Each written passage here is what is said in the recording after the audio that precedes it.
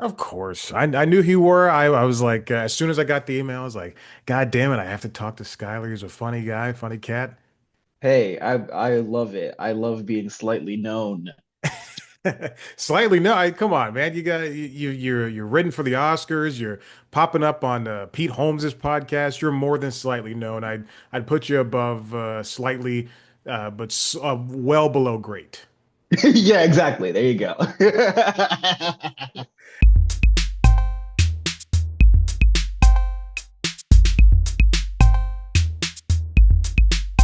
How's it going? I see that you have this new podcast, Help Me Be Black, and hmm I'm just so surprised that A, they're allowing more podcasts to be released and made, but B, this is like it's got such a great premise. It's so smartly done, and I watched the most recent one with Rob Hayes, and it's very funny, and I think really any uh, person of color, but mostly black people who were raised in a mostly white area could relate. Totally. And it's also so, it's also so generational, I think Mhm. I've learned, is it's very much like the black millennial, I think, especially and older black millennials, there's a real this is the TV we watch, this is the culture, and this is what the culture has become defined by with like what music has been and is become. So it's all very interesting in terms of what blackness is because it is relative and everybody has sort of their own take on it, and it's just interesting because being raised by white people, I don't feel like I have any authority on it, even though it is so subjective. So it's just fun to talk about and unpack. And Yeah. obviously, it's not always so like we're really unpacking it and being deep. A lot of times, it's just we're being funny and dumb about it. Yeah. Like talking about, the black magazines or black hair care products. Because like what was it like growing for you, like growing up? Like on TV or in movies, you often see, like a white family that adopts a baby from a different ethnicity, and then they try to like get them culturalized or something like that within that baby's ethnic, cultures. So for you, did you get, the hair stuff? Did they take you to black barbershops or whatever? Yeah, we had one black barber shop that I went to.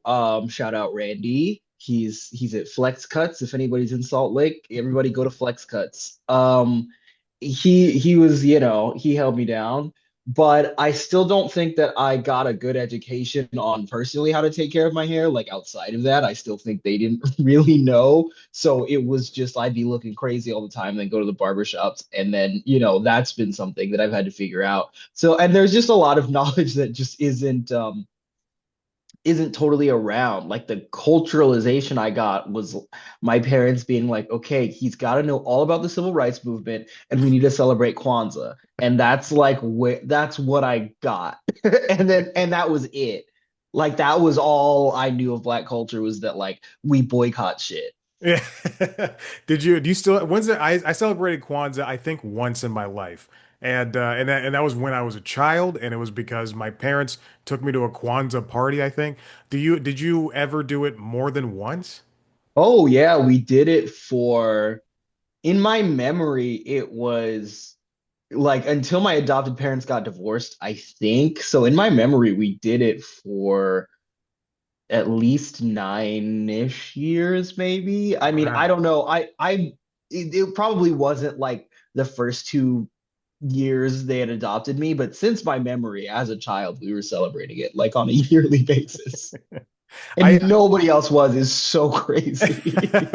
They've got like a black Kwanzaa man out front, and he's just giving like a Yeah. fist symbol. The fist, like an inflatable Kwanzaa Inflatable. fist guy. All right, so did you grow up in Salt Lake? hmm What did you start stand up there, or did that take you to a different area? Did you go to Chicago or LA first? Yeah, I dabbled in Salt Lake City, but I started stand up in earnest in Chicago, I would say. Okay. But there was a handful of open mics and it was all just, a lot of just like white dude saying white dude stuff. And basically that's a lot of open mics, but that was basically all it was Yeah. in Salt Lake. So I was like, I gotta get out of here. I gotta go to Chicago. And that was sort of the plan. I can't. I wonder if Salt Lake is a good place to do comedy now because I I feel think it as though. is. Okay, I think so. The scene has really come up there, and okay, I would never besmirch the scene now because Wise Guys is a great club. But right when I was starting, I was like, this is a little sparse. yeah. There's like a lot of strange comedy pockets that I hear about. Like, obviously Denver has come into its own, but I like maybe 15 years ago I've been like, is Denver a place to do comedy? And then you hear, Salt Lake is something good. But I'm always so interested when you started in Chicago. Before you even got to the Onion, or like even if you at the Onion, how did you get through that process of I'm just gonna go ahead and start telling all these jokes and hopefully people will laugh? I mean, that's like I always wanted to do stand up really, and I knew that I was gonna do it as soon as I was, getting I just knew that it was gonna be what I was gonna do. Mhm. So right as soon as I got there, I started doing open mics and I was doing Second City's writing program and all this. And you just go to the mics and find different friends at the mics that encourage you to go to mics and things. And especially when you're starting out, I feel like it is just about doing it and going for it and getting the reps in and it really leads to a lot of growth, especially in those first 3 to 4 years, because you're just going out all the time, figuring out how it works, figuring out who you are too. Like I was 20 at the time when I very first started, so I didn't really have a good sense of who I was yet. And that it takes a while. And building that through comedy is really helpful because you're meeting all different kinds of people. You're being exposed to all different kinds of perspectives really quickly that I wouldn't have necessarily been that exposed to where I was growing up. So it was really just like a helpful experience to go to a big major city and just Yeah. kind of go for it. What was the writing program like? I can only like imagine that it is just, hey, this is how a TV script works, this is how stand-up works, this is how an improv or a sketch works, and then they throw you to the wolves essentially. Yeah, the writing program at Second City was literally just here's how Second City writing sketches works. And Just like so yeah, I thought it was going to be what you're describing, or I thought like someone was going to get out like a big whiteboard and go, all right, so here's what comedy is conceptually, right? If you really dig down into it, there's a fundamental contradiction in reality. And that's what we build comedy around, yeah, the way that we do linguistics and rhetorics and all that. And I thought it was going to be going to like some kind of Harvard situation where it yeah, was going to be really abstract, but then show different like artistic techniques. And it wasn't even that at all. It was just like, so this is the type of Second City sketch we do. Here's how to write it. Now go write it. And then we would get notes, and you would get notes from a bunch of other people in the class. But these people are also people taking the class, and especially in the early stages, it's like, what are these notes? You don't know what you're talking about. Why are yeah, you telling me what your notes are on my sketch when your sketch sucks? What is this? This yeah. sucks. So it was not my favorite writing program. And I don't know if it's still like that, but I think there are a lot of improvements that can be made. Mhm. I took it 10 years ago, and it's a lot of the improv sketch people that knew a lot of the names that we know now, but didn't ever quite make it. So a lot of the teachers are quite resentful Yeah. and will take it out on the students. So I didn't have an amazing time. But after that, when I started doing stand up and a little bit of improv in my own thing, it was a lot more fun. Yeah. That I think a lot of like writing is just like comedy and it's just like music. You just have to kind of find it on your own. When I wrote my first script when I was in college and it sucked. It Mhm. blew. And now, I'll be 33 on Friday. Hold your applause. And my writing is thank you, thank you, thank you, thank you. My writing is so much better. I haven't sold Totally. anything, but it is just like I know what a joke is. I know how to tell a story. Everything just kind of works. And even when I look back at interviews that I've done, I've been doing this for 13 years. So I look back at interviews from 13 years ago. I go like, Jesus Christ, that guy fucking stinks. He's so Yeah. bad at what he does. And Yeah. a lot of it is just get up there and do it. Go tell the jokes. Go do this improv thing. Go perform music. And I think a lot of people now who just have this idea of like you're famous, you get the check mark on Instagram and TikTok, and then everybody loves you. Now you're going to be signed by CAA, and you're going to be rich and everything. Like there's a comedy middle class, or there's a middle class in the entire entertainment industry that people just don't seem to understand, and it's tough, and I think the best people in the industry can stick with it. Like you're just able to just go to the Oscars. Well, not able to go to the Oscars, but you Yeah, wrote for the Oscars. I just up and walk in. You walked in, they said it's too Hey, many it's black Higley's people in. here. What slave movie are you in right now? It's They 13 did years. 12 years a slave. I'm bringing it back with 24 years a slave. See, 12 years exactly. part two, 24 years. Let's rack it up. Brad Pitt's somehow in there still, and he still gets Yeah. a trophy. He's the only one who gets the trophy.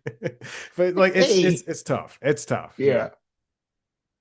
Uh No, it really is. But that middle class thing is I do feel very squarely in that middle class of comedy. And it is something that is interesting because especially if you are like kind of like we're talking about slightly known, I think a lot of people will assume like, oh, you must be rich and doing quite well. And it's just kind of like, no, like I'm just out here. It maybe used to be a little bit more like yeah. that. I think that 10 years ago, my career would have netted me the career I have so far would have netted me a lot more money and accolades. But the industry is what it is at this time. And, I'm really sort of, I used to have these big dreams of like, I'm gonna be, man, by the time I hit 30, which I just turned 30, I'm like, I'm gonna be so fucking famous, I'm gonna be so on by then. And now I'm like, oh, the whole thing is now just about building what is a sustainable creative career, Hmm. which is also very hard, and do that for the foreseeable future. But like, it's not easy out here, especially now with what's going on, with every company not wanting to hire, not wanting to make things, AI, blah blah blah. We all know Yeah. that the issues, but it's like, oh, this whole dream of what it used to be versus what the dream is now is, I think, very much more realistic, and I think still a very ambitious dream. But I'm just kind Yeah. of like, yeah, I don't need to be. I always wanted to be the very best that no one ever was. And the older I get, I go, oh, I don't really need that. I just want enough people to see what I make and like it and be able to make more stuff. Hmm. Yeah. And beyond that is like, nah, we're cool. I think about that. The reference to Pokemon. I play Pokemon still, and I'm still trying to knock out the DLC for Scarlet and Violet. Mm, But I think about if Pokemon were real. I live in Atlanta. There would be so many dead like Rattata and Raticate just on the street. There'd be dead hmm. Pidgeys. There'd be like Snubbles running around and Granbulls running around. I don't think Absolutely. I would love to be a Pokemon trainer. And then you think you have to feed them all. Ash, they didn't have any money, but somehow they Yeah. were able to, when they were eating, they could feed the Pokemon. What a fucking Yeah. insane notion.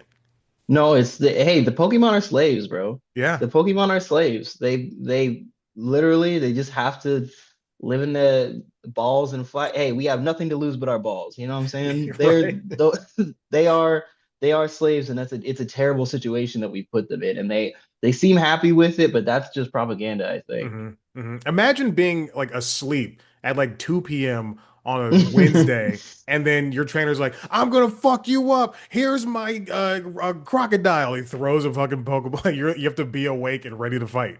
Gotta be, oh, I guess I'm fighting now. I guess that's my job. That's my And and job. I'm and I supposedly like this Pokemon trainer. No, this person forces me to fight. I was just an animal. This Yeah. sucks. I just recently rewatched Detective Pikachu, and at the beginning of Mm, that movie, I never saw it. it's good. It's a really good movie. Okay. I enjoy it, but also I like the Transformers movies. So I like five of Hmm. them. So Hmm. I like five of what, seven? seven, I Like, think. I mean, that OG Transformers movie, and granted, I did see it when I was like, what, 13 or whatever, but the Mhm. the OG one, I was like, this is This is good. This is what I always would have wanted. Then they just keep making more and more, and I go, okay, it's a lot of Yeah. That's how the last night was. The last one with Mark Wahlberg was literally just explosions, and it didn't make sense. right. But Yeah, I think they could make a. I would love, and they kind of did this with the first one, but I would love like a very stripped down, sort of emotional Transformers mm, movie that really kind of, a lot of these blockbustery things, it is so much about spectacle, which of course, and that's how you're gonna make your money. But if in the world where it's just, let's say, one transformer who's there, mhm. and you're sort of dealing with the ramifications of a transformer being in your life in a real Yeah. way, could be very interesting instead Yeah. of this big explosive Autobots, Decepticons, they got to do the whole big thing. It's like that's cool, that's fine. But what if we got like an A24 Transformers movie? You know what I mean? Or it's like the Transformer is like young and then like wants to come out but doesn't know how to come out and is kind of trying to deal with that. And it's like, oh yeah, being a robot isn't the only thing I'm disguising about myself, and Mm. things like that. That's really interesting to me. Yeah. Transformer shows Bush. It's Yeah, it's it's a whole and everybody it wins and it's nominated for an Oscar. It never wins. never It's wins. nominated. Got a Palme d'Or though. That's what you want. Oh That's what yeah. you Oh, want. It goes to Con. it's going to con. It's yeah, Tribeca. It wins the audience award. It's crazy. Yeah. This we could write. We could get in on this. I th look. I think so. I'm sure. I think A24 is now doing an AI movie. Oh right, so we can't do that. But Yeah. Neon. Oh my God, I would love a Neon. The first movie I saw with Neon was who's the guy? Who's the boyfriend from Stranger Things?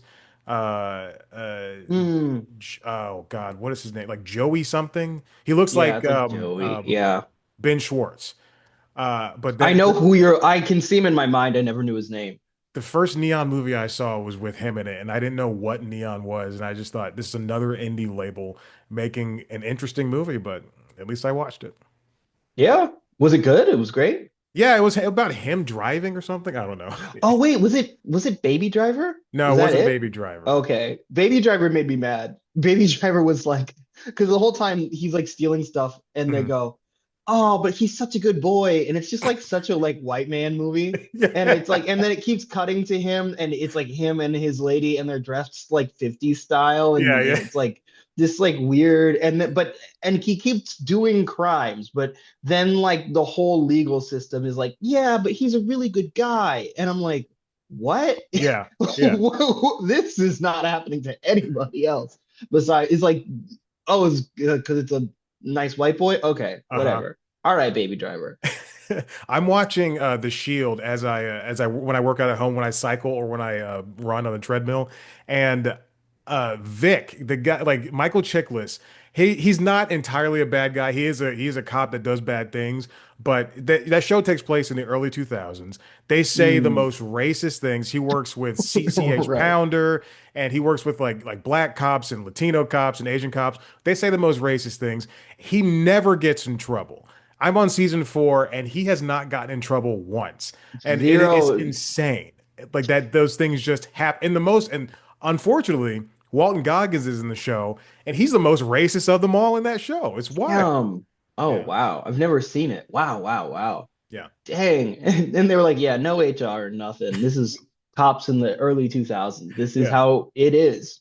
And even still. Yeah. Even A still. lot of them say a lot of stuff that it doesn't seem like the stuff that they get caught for. I'm like, I feel like there's a lot of stuff that it still just kind of is that way. And then they go, well, can't say this anymore, but here I am saying it. Yeah, well, that's why, we got to get a comedy union, just like they have a cop union. We have to get a comedy union. We stand up for all comedians, Russell Mm. Brand, Tony Hinchcliffe. We Yeah, the stand up good for all of guys. them. Don't come after us. The thin comedy line. You can't, you take one, you take us all. that's how they see themselves too, is they see themselves as like, provocateurs, truth tellers, and all that stuff. Yeah. Did you see that? I didn't see that new Tony special, but I damn sure saw the trailer and it was so like, well, you're not even gonna put any jokes in the trailer. You're just gonna Yeah. be talking about jokes. Yeah. And it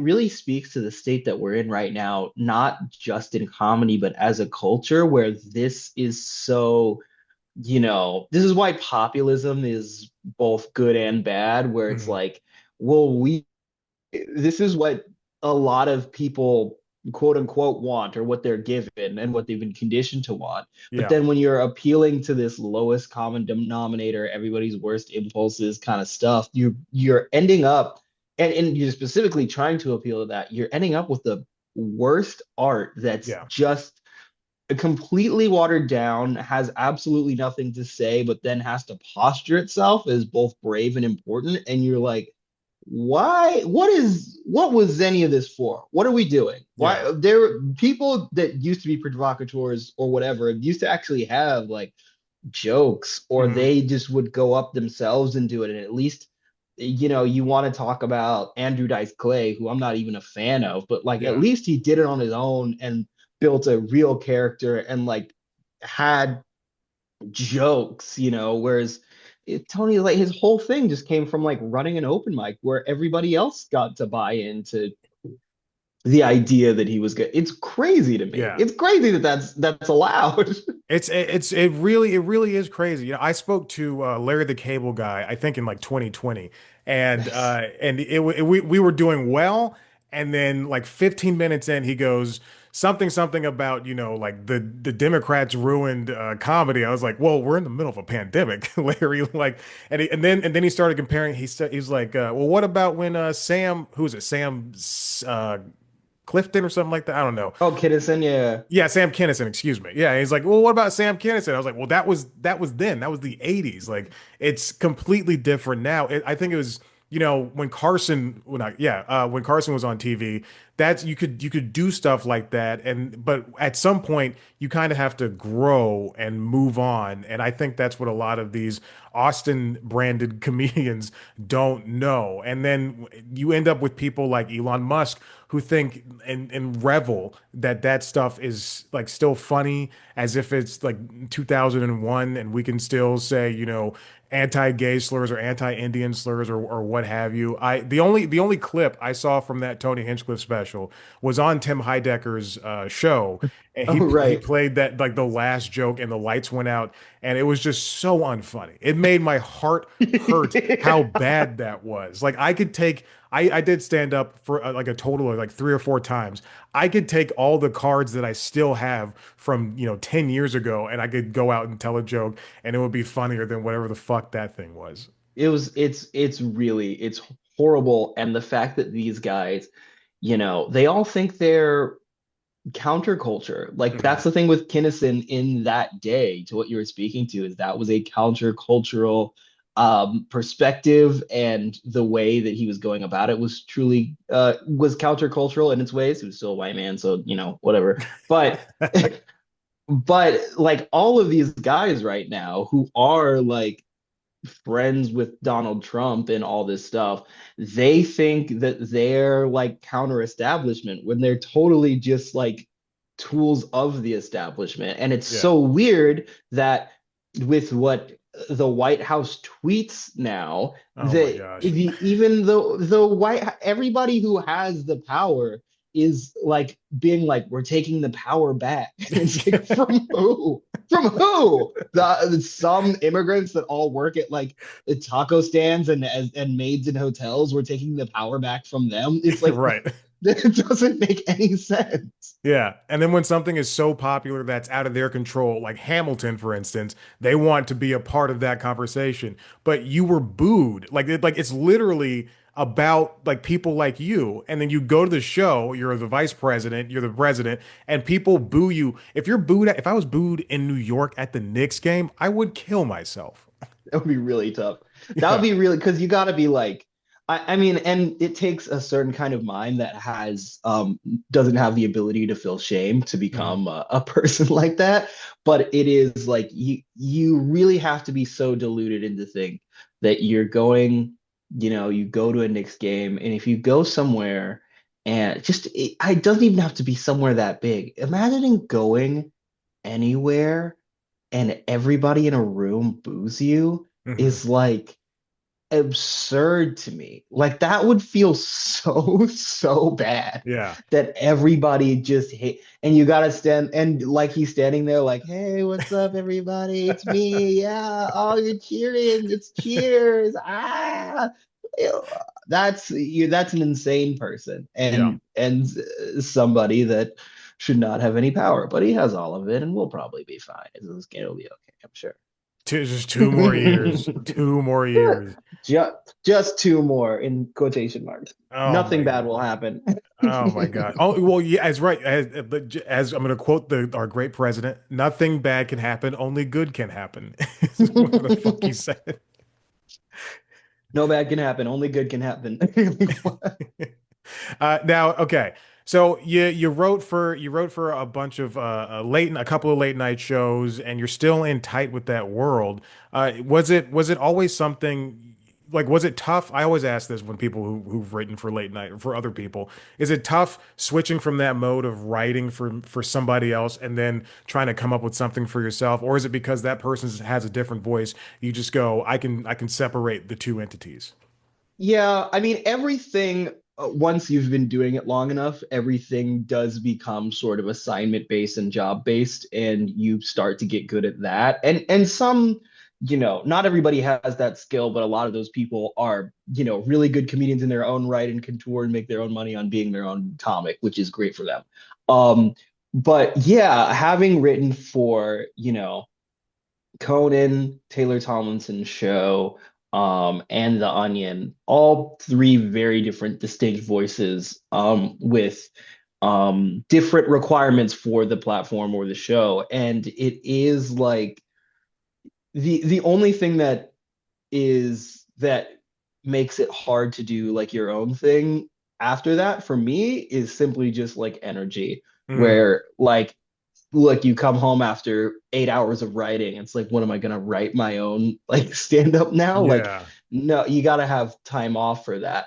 But yeah, because everything is so distinct and different, like I'm not gonna be writing necessarily the same thing that is a joke that works over here in this person's voice that I would be for myself. And I'm also just like interested in different things. I have different things to unpack about myself and my life and a different perspective. And, I can write for different things, but ultimately it's like, yeah, my stuff is going to be my stuff and pretty distinct. And sometimes there's like a translation between all of those because ultimately it is you writing for everything. Right. But a lot of times it is like, this belongs over here and this is my thing and this belongs over here and whatever and this is a sketch and this is stand up and this is a headline and like I've gotten pretty good at that at this Yeah. point.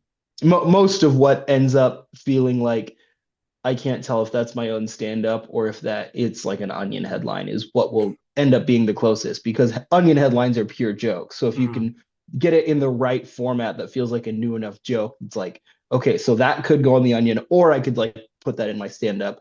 Um, but yeah, everything else is usually up to people's voices and the requirements of what any particular show needs. Yeah.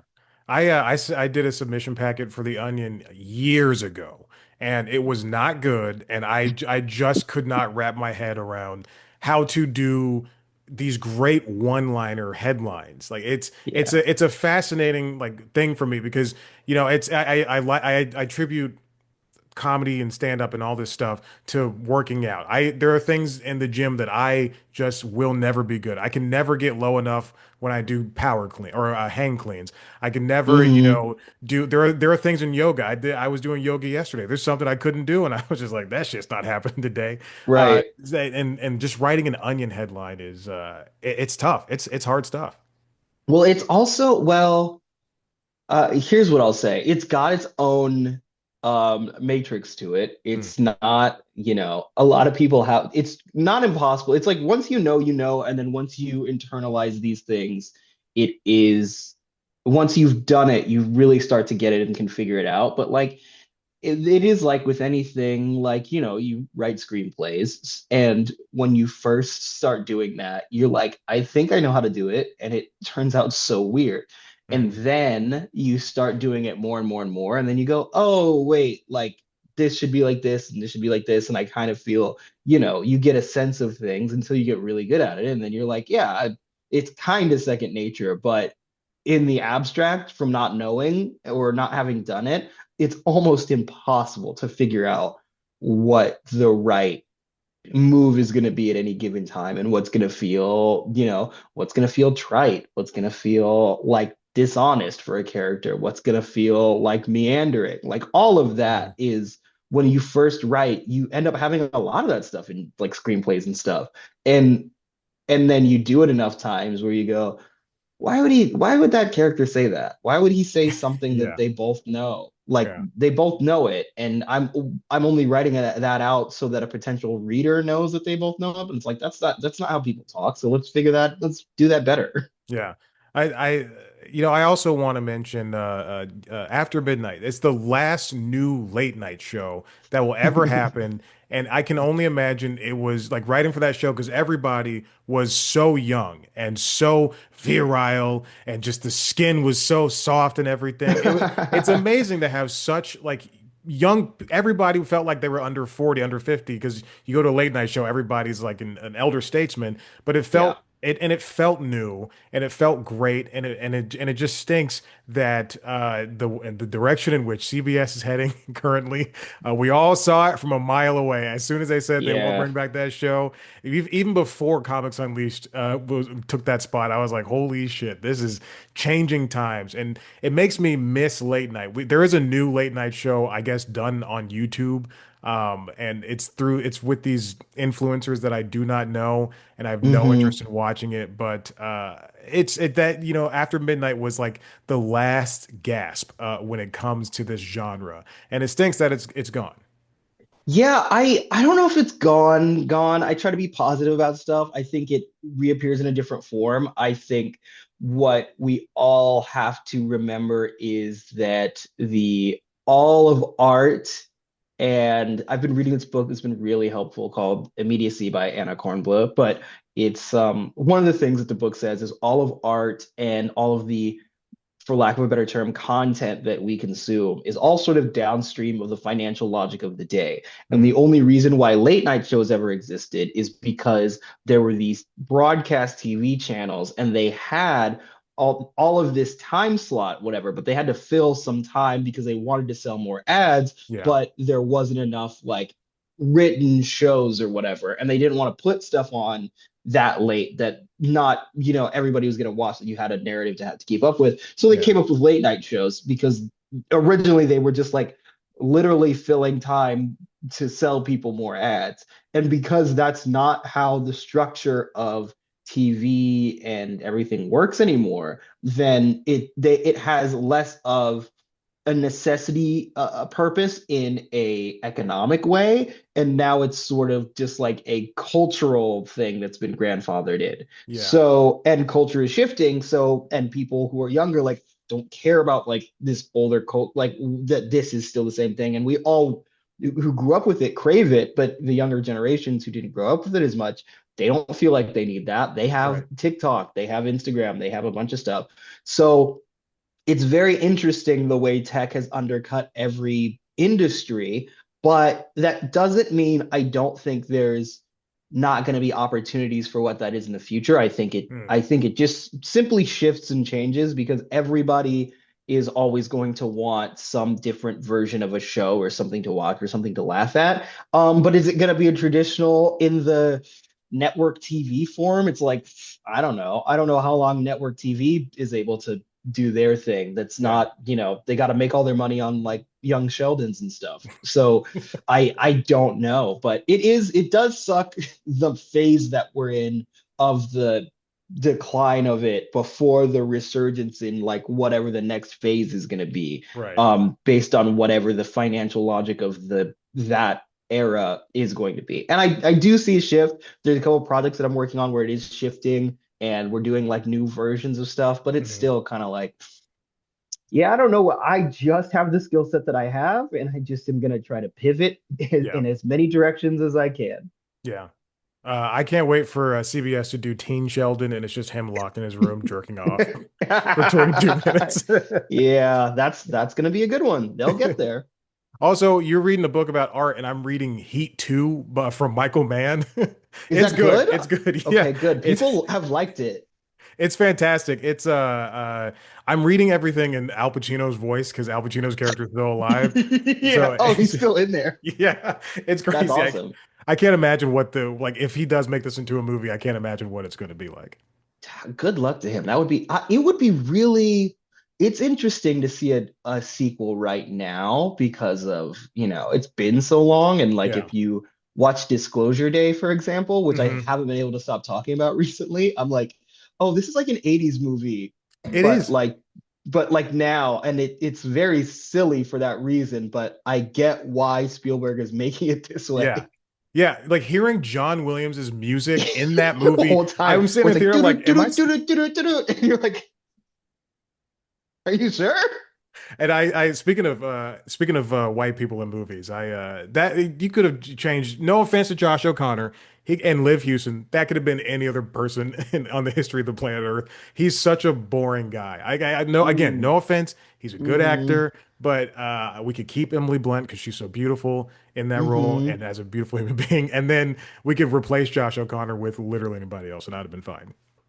Yeah. Yeah, but a lot of the white actors are like that these days, it feels like, where they just have sort of a look and kind of like a thing, but it doesn't feel like, I don't know a lot of the actors that are able to really go for it or feel, I don't know, distinct in any way, Hmm. or performing in any way that I'm like blown away. Where it's like every time they went to Coleman Domingo, bro, Coleman Yeah. Domingo fucking, I'm like, this Yeah. is the greatest actor of all time. He really he is able to elevate the material. Uh-huh. He's able to take a role that is kind of corny and make it not feel super corny. I love Yeah. it. I love this Wearing an man. earpiece, talking to nobody. Right. Yes, Ridiculous. and most of his scenes he's by himself. It's Yeah. awesome. He's like, get out of the room. I have to talk. You know, I need you to get out of the room. I've got to talk right now. he said he and David Diggs could be like voice twins. They really could. Yeah. Wow, they really could. Yeah. Damn, that's actually really true. That's the next buddy Those are comedy. David and him. Yeah, Yeah. him father son kind of situation. Yeah. Yeah. That'd be Huh? perfect. Very Well, cool. Skylar, I don't want to take up too much more of your time. Next time we'll talk more about the Oscars and everything. Oh But my God, of course. you've been a wonderful guest. I'm so glad Help Me Be Black exists so we can get more of your insight into the world. And it's going to be great. You're a funny guy, and thank you again so much. This is like a dream. You're such a Dude, good person. thank you so much for having me. This is so fun. And of course, yeah, I'll come back anytime. And if you're in LA, hit me up. We'll get you on the podcast. We'll talk about stuff. Oh, fuck yes. I can't wait. All right, Skylar. Have a good one. All right. See you.